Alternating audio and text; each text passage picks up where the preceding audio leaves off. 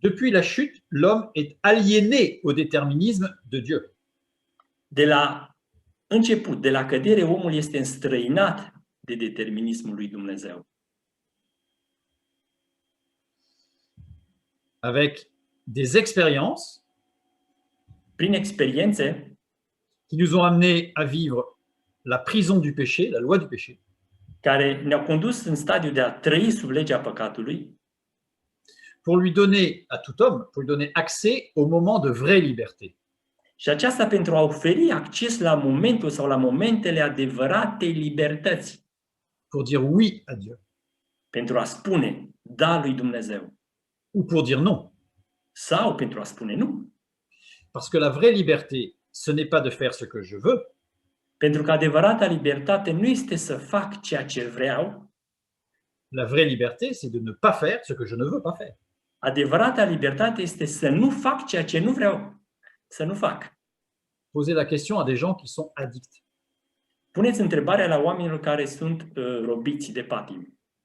Et quand on a dit oui à Dieu, Dar când am spus da lui Dumnezeu, le Saint-Esprit vient en nous, Duhul Sfânt vine în noi, nous libère de la loi du péché, ne eliberează de legea păcatului, inverse les choses, inversează lucrurile, nourrit l'esprit par la parole de Dieu, hrănește sufletul nostru prin cuvântul lui Dumnezeu et va nous permettre d'utiliser nos sens pour nous épanouir et non pas nous étouffer.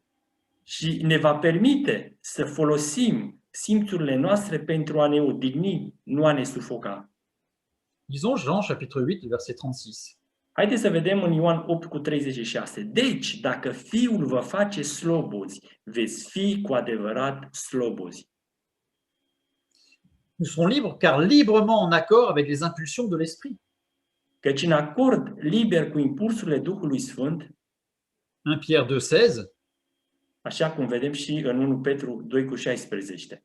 Niște oameni slobozi, fără să faceți din slobozenia aceasta o haină a răutății, ci ca niște robi ai lui Dumnezeu. avant la chute.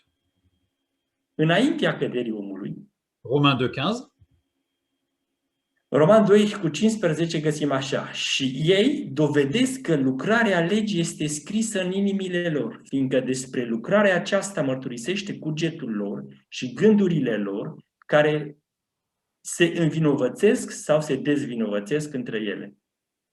et après la conversion, Și după convertire, Romains 9,1, spunem așa, în Roman 9:1, spun adevărul în Hristos numind, cugetul meu luminat de Duhul Sfânt îmi este martor. en Christ je suis libre, În Hristos eu sunt liber, parce que je peux dire non. pentru că pot să spun nu. Je peux dire non à la loi du péché, à mes sens, Eu pot să spun nu la păcat, pot să spun nu la pornirile mele ale firii pământești, mais je peux aussi dire non à Dieu. dar eu pot să spun și nu lui Dumnezeu. Je deviens vraiment libre. Eu devin cu adevărat liber. Et ce n'est plus mon cerveau par les sens qui va diriger mes décisions, mais c'est le Saint-Esprit. Și nu este creierul meu, prin intermediul simțurilor sau anumitor predeterminanți, care va alege, și sunt eu care aleg. Nous avons rapidement survolé ce qu'était réellement le libre arbitre. Il n'y a pas de libre arbitre. Am survolat, ne-am uitat foarte rapid ceea ce înseamnă liberul arbitru. De fapt, liberul arbitru nu există. Mais Dieu nous conduit jusqu'à la liberté de choix. Dar Dumnezeu ne conduce până în punctul libertății alegerii.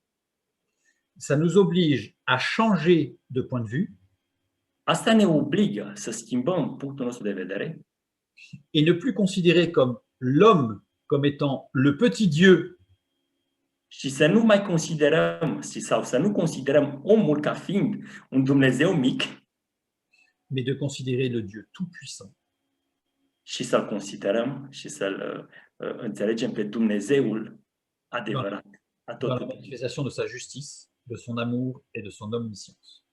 Prin calitățile lui, dreptatea lui, dragostea lui și jertfa lui la cruce. Cela ne peut nous amener qu'à l'adoration et à la louange. Aceasta nu poate să ne aducă decât în punctul în care să-L adorăm și să lăudăm pe Dumnezeul nostru. Que Dieu continue à vous bénir. Dumnezeu să vă binecuvinteze în continuare.